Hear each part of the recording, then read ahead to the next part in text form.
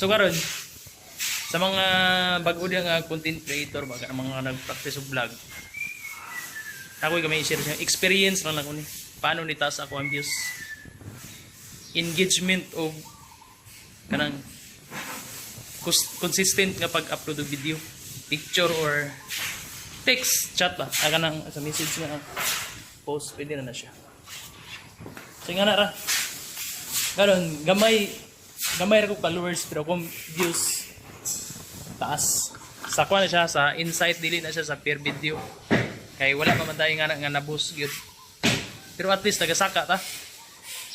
Kay problema biya sa mga naga vlog no kay kanang mubaba ang views ba. So kita mo na maringkamot ang mutaas sa views. So nga na lang engagement, kanang namoy free time putob sa moagi yung wala video, picture or chat mo react mo kana ra pong react nga